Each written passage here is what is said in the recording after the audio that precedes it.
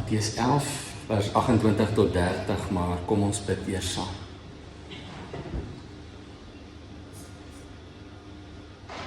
Here, baie dankie dat ons kon bid, kon sing, kon bely dat ons lewe omdat U lewe. Dankie dat ons saam met U kon sterf en opstaan deur die werk wat U gedoen het en dat U ons nuwe skepings gemaak het, nuwe skepsels. O Heilige Gees, dankie dat U in ons kom woon het en dat U ons vul met U teenwoordigheid en met die vrug. Dankie vir die liefde van God, die liefde van ons Here Jesus, U liefde wat deur ons kan vloei. Leer ons om in hierdie nuwe identiteit te leef en op te tree elke dag, elke oomblik. En herinner ons opnuut nou ook weer aan nog van die kosbare woorde en opdragte van ons Here Jesus. Amen. Dis nou die voorlaaste tema in hierdie reeks dat die Heilige Gees se vrug is my en jou identiteit. Dis ons nuwe wese, dis nie net ons taakies of ons plig wat ons moet afhandel nie. En daarom leer ons vandag van nederigheid, maar nederigheid soos Jesus dit gedoen het. Julle ken Matteus 11 vers 28 baie goed, so kom ek lees dit net saam met julle. Jesus is besig om te praat met die Jode en daar's 'n klomp fariseërs wat julle nou al weet dit verskriklik moeilik gemaak het vir mense om enigstens 'n rustige gees voor God te hê. Dan nooi Jesus hulle uit. Hy sê kom na my toe. Maar nie net julle godsdienstige Jode nie net die Jode nie. Hy sê almal wat uitgeput en oorlaai is en ek sal julle rus gee. Neem my juk op julle en leer van my, want ek is sagmoedig en nederig van hart en julle sal rus kry vir julle gemoed. My juk is sag, my las is lig. Ons ken hierdie verse baie goed en ek weet baie van u dit waarskynlik onderstreep in jou eie Bybel ook. Ek wil iets vinnig sê hier ter inleiding oor die woord wat daar gebruik word vir sagmoedig en dis amper 'n sinoniem wat eintlik van dieselfde stam afkom vir nederig van hart. En die Griekse woord is tapinos, jy hoef dit nie te onthou nie. Nou, die woordeboeke is gewoonlik van Grieks na Engels, daar is Afrikaans ook, maar dis maar net uit Engels meestal oorgesit. En dan sê hulle, hierdie woord beteken gentleness of attitude and behavior. Met ander woorde, 'n nederige gesindheid en nederige leefstyl, nederige optrede. En dan verduidelik hulle nou 'n bietjie verder, hulle sê dis in teenstelling met iemand wat 'n harde styl het, wat 'n harde gesindheid het teenoor ander mense. Dit kan vertaal word met sagmoedigheid, nederigheid en veral ook om te volhard in nederigheid, om nie net so af en toe so blink oomblik van nederigheid te openbaar nie. In sommige van die wêreldtale is dit makliker om dit in die negatief te stel, om dan te sê, Jesus sou gesê het, ek is nie 'n harde mens nie, ek is nie arrogant nie, ek is nederig van hart, ek is sagmoedig. Sommige tale werk daar maar so, en sommige weer moet 'n soort van 'n idioom of 'n verduideliking byvoeg, dan sal hulle dit ook kan vertaal met mense wat nie hulle stem onnodig verhef nie, is deel van hierdie nederigheid. Paulus praat oor sy eie bediening so, as hy in die provinsie Asië gewerk het, dan skryf hy in Handelinge 20 vers 19, julle weet hoe ek die Here gedien het, in alle nederigheid, en met trane, en deur beproewings wat oor my gekom het, onder andere as gevolg van die sameswerings van die Jode. En in Kolossense 2 vers 18 waarsku hy teen die skynheiliges wat hy sê 'n danige nederigheid het. Hulle het nie opregte nederigheid nie.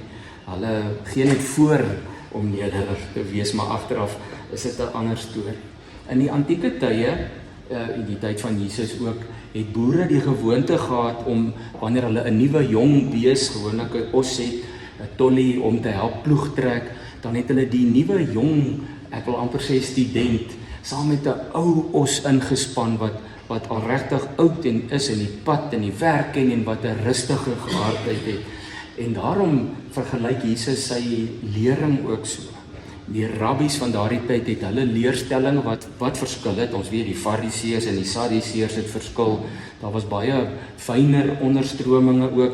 En elke rabbi het sy lering 'n juk genoem. Hy het gesê ek sal my juk vir julle gee om te help dra. want die ouer os het die swaarste gewerk, hy het die ploeg getrek, hy het die las gedra, terwyl die jongetjie nog in opleiding is, sodat hy dan eendag ook weer ander kan leer.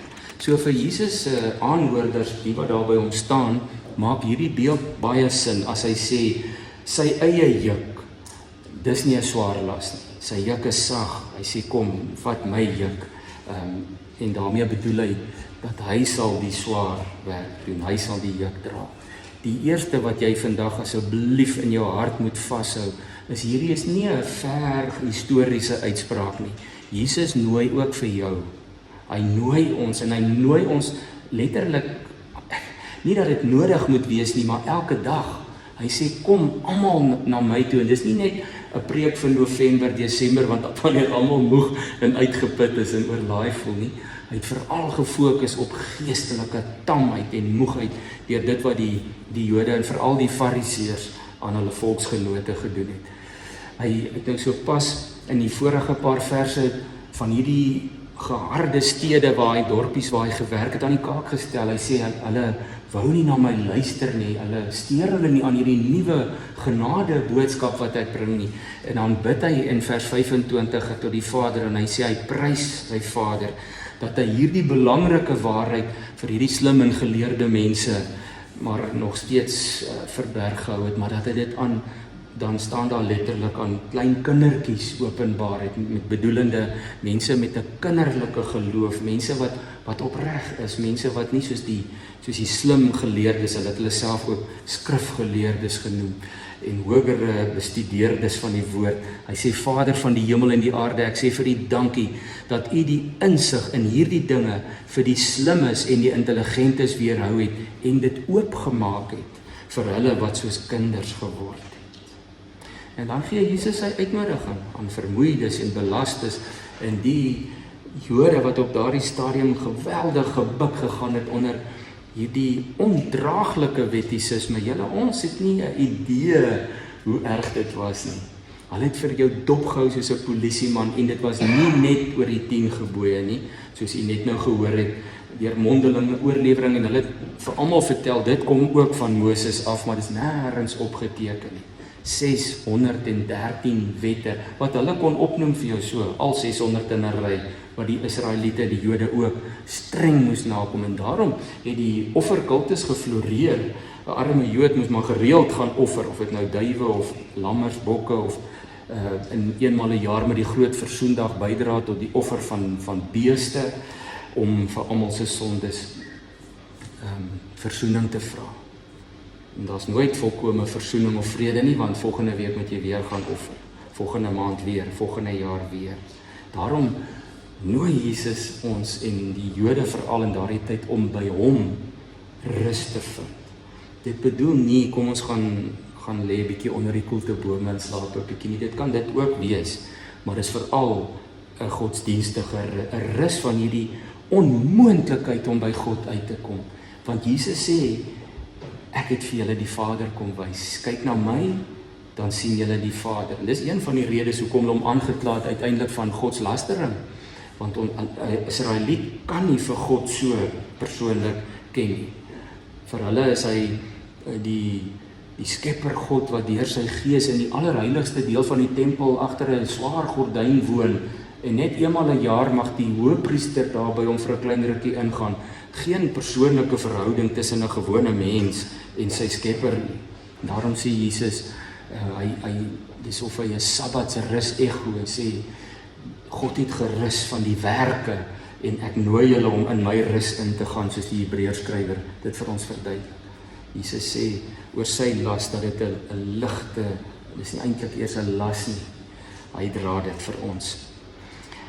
Nou ja, hy praat oor hierdie skrifgeleerdes in Matteus 23 vers 4, hoor net 'n bietjie in hierdie konteks wat sê hy vir hulle, hy sê hierdie fariseërs en skrifgeleerdes bind swaar en ondraaglike laste saam en sit dit op die mense se skouers, maar self wil hulle nie 'n vinger verroer om dit te dra nie.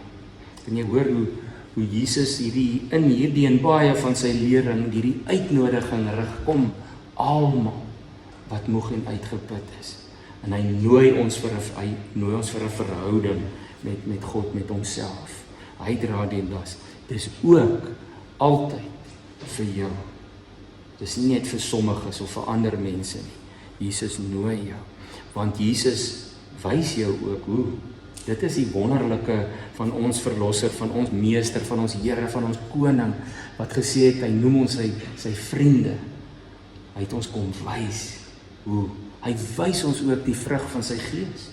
Elke aspek daarvan het hy sonder ophou, sonder afwyking uitgeleef konstant.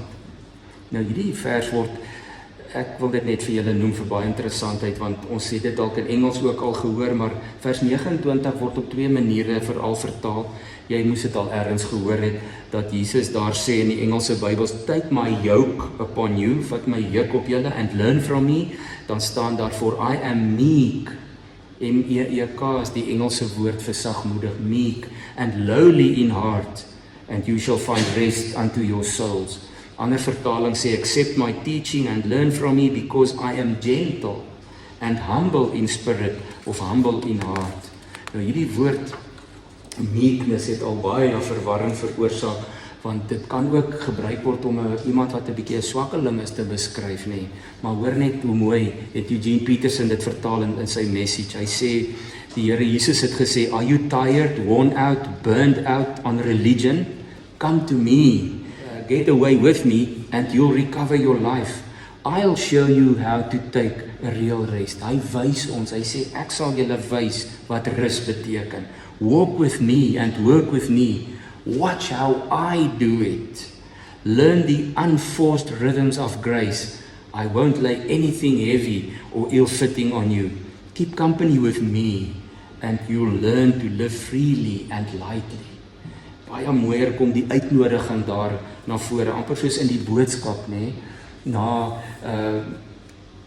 daardie gebed toe Jesus vir die mense gesê het, Vader, en daar word dit nou so verwoord, my Vader het my gevra om al hierdie dinge op aarde te kom doen. Hy het ook vir my alles gegee. Ek begin so bietjie vroeër lees. Hy sê, ek het nodig om dit wel te kan doen. Ek en my Vader het geen geheime vir mekaar nie. Ons ken mekaar deur en deur. Niemand ken ons soos ons mekaar ken nie. Wil julle die Vader so leer ken? Ek kan julle aan hom voorstel. Daarom wil ek julle uitnooi, sê hy. Voel julle moeg vir hierdie lewe? Knak julle knieë onder al die probleme en verantwoordelikhede wat julle moet dra? Het julle godsdiens leeg geword, sodat julle geestelike dors nie meer geles word nie? Kom dan na my toe. Ja, kom wy jou lewe aan my toe. By my sal jy weer die sin van die lewe ontdek. Kom luister na wat ek jou oor die lewe wil leer. Ek sal jou leer dat geluk nie is om die hele tyd net vir jouself te leef nie. Jy sal ontdek wat dit beteken om nog vir ander mense ook tyd en liefde oor te hê. Kom ontdek watter vreugde dit bring om te lewe soos God wil hê jy moet leef.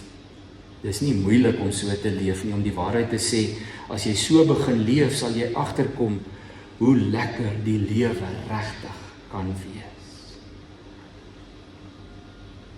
En een skrywer skryf oor daardie woordjie, daardie Engelse woordjie meek, sagmoedig.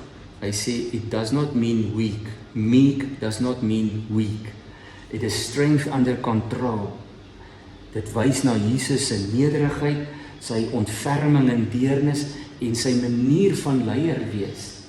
Die dienende leier wat hy was, die sagmoedige leier wat hy was. Dat hy juis vir sy disippels sê, hier in ons groep, in ons familie werk dit nie soos in die wêreld nie. Daar waar die regeerders en die baase anders optree as wat ek julle wys. Sagmoedigheid is nie 'n swakheid, dit is 'n vrug van die Gees. Jesus leer ons om met onvoorwaardelike deernis te leef soos hy. Nie te vra, verdien die ontvanger dit? Wie is die ontvanger? Hoe lyk die ontvanger? Maar om dit onvoorwaardelik uit te leef. Soos hy sy disippels se voete gewas het. In Johannes 13. Hy het ook Judas se voete gewas. Hy het Petrus se voete gewas, wel wetend dat ook Petrus sy leier van sy disippels gaan daardie nag nog vir hom verloon. Hy het nie gevra, as julle waardig dat ek julle voete kan was nie. In Sagaria 9 vers 9 word al geprofeteer hoe dat Jesus ons verlosser sou kom en nederig op 'n donkie Jerusalem binne sou ry.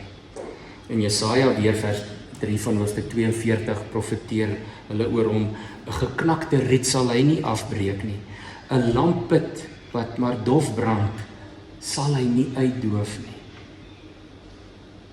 Ek wil nie eers hê ons moet ons gedagtes laat gaan by hoe mense leef wat die teenoorgestelde styl het, hoe maklik hulle so 'n lampput sal uitdoof en so 'n riet sal knak, sal breek en weggooi. Paulus skryf vir ons dit as 'n opdrag, maar ook as 'n aansporing. Paulus is ook nie hierdie regeerder met sy wette en sy opdragte nie, maar dit is 'n opdrag. Dis nie iets wat ons maar net van kan kennis neem nie, as hy in Filippense 2 skryf, vers 1 tot 5, aangesien julle die troos in Christus ondervind het, die aansporing deur die liefde, die gemeenskap deur die Gees, die innige meevoel en meelewing. Hy sê, julle dit ondervind, julle leer dit, julle sien dit by Jesus. Maak dan my blydskap volkome deur ook eensgesind te wees, een in liefde, een van hart, een in strewe. Moet niks uit selfsug of eersug doen nie, maar in nederigheid, en daar's daar dieselfde Griekse woord wat Jesus gebruik. In nederigheid moet die een die ander hoër ag as homself. Julle moenie net elkeen aan sy eie belange dink nie, maar die van ander. Dieselfde gesindheid moet in julle wees wat in Jesus Christus was. Dieselfde Gees is in ons, dieselfde vrug moet deur ons vloei, sê hy. Nou hier is die goeie nuus. Jesus is in jou. Hy nooi jou, hy wys jou, en hy's in jou deur sy Gees. Verder in Filippense 2 vers 13 bemoedig en verseker Paulus ons, hy sê ons kan soos Jesus leef. Hy sê want dit is God self wat julle gewillig en bekwaam maak om sy wil uit te voer. So nie een kind van die Here kan sê ek kan nie. Ek is nie bekwaam nie. Ek is nie een van daai nederige mense nie. Jy is. Want Jesus is in jou. Petrus skryf in sy eerste brief in hoofstuk 1 vers 3, aan God die Vader van ons Here Jesus Christus kom al die lof toe. In sy groot ontferming het hy ons die nuwe lewe geskenk deur die opstanding van Jesus Christus uit die dood. Christus Jesus woon deur sy Heilige Gees persoonlik in jou. En daarom wys hy ons nou van binne af ook hoe. Hy vervul ons elkeen met sy Gees, sodat ek en jy hom kan weerkaats. Sy nederigheid, sy omgee, sy deernis. 'n boom, sê Jesus self, word aan sy vrugte geken. Wat die hart van vol is, loop die mond van oor. Loop my en jou mond oor van nederigheid, sagmoedigheid, of is ons hart, is ons die teenoorgestelde, is ons bombasties en kwaai en kieskeurig wanneer dit by liefde en by omgee en deernis kom. Dis nie vir my nie, sê party mense. Jesus het dit gedoen vir almal wat oor sy pad gekom het. Ja, hy was kwaai met die fariseërs, hy was moedeloos met hulle. Maar toe Simon die fariseer hom nooi om te kom eet saam met hom, toe gaan hy. Toe neem hy die uitnodiging aan. Jesus was ook nederig in hulle geselskap. 'n kind van die Here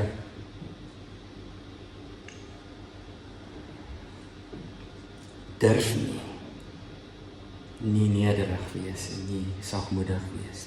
Want wie of wat weerkaats ons dan, as ons nie Jesus weerkaats nie? Die Petrus skryf verder in hoofstuk 3 van sy eerste brief, hy sê, ek wil afsluit ten slotte, wees almal eensgesind, medelydend, liefdevol, goedhartig, nederig, moenie kwaad met kwaad vergeld of belediging met belediging nie, inteendeel antwoord met 'n seënwens, want daartoe is julle geroep, sodat julle die seën van God kan verkry. My en jou identiteit in Christus maak van ons nederige mense. Dit maak ons, hy maak ons sagmoedig. Hy help dat ons nie onsself hoër ag as ander mense nie. Hy help ons om in nederigheid die diens te doen, die voete was werk. te doen. So kom ek vra vir myself en jou af hierdie week, vandag, elke dag. Hoe kan ek en jy Jesus Christus se nederigheid beter weerkaats na die wêreld, na die mense rondom ons? Sodat ons met vrymoedigheid kan bid en kan sing, o Heer, help my om altyd so te leef, om ander hoër as myself te ag, ja, om lief te hê, ander bo myself, en ook eerder te gee as te verwag. Laat Heer U vrede deur my vloei. Leer my om ook soos U te kan vergeef. Maak my bereid om aan myself te sterf, dat ander U al meer in my kan sien. Amen. Kom ons bid saam. Dit bid ons saam, Here, laat U vrede, U liefde, U nederigheid, U vrug deur ons vloei. Help my om 'n skoon oop kanaal te wees. Help my om 'n duidelike weerkaatsing te wees dat U heerlikheid uit my kan uitstraal, nie oor ek goed of sterk is nie, maar oor U Gees wat in my werk, wat in elkeen van ons woon en werk. O Heilige Gees, U is tog die Gees van Christus, die sagmoedige Gees. Vat ons hand en lei ons op hierdie pad, dat die wêreld die kinders van God sal ken aan hulle nederigheid. In Jesus se naam bid ek dit. Amen.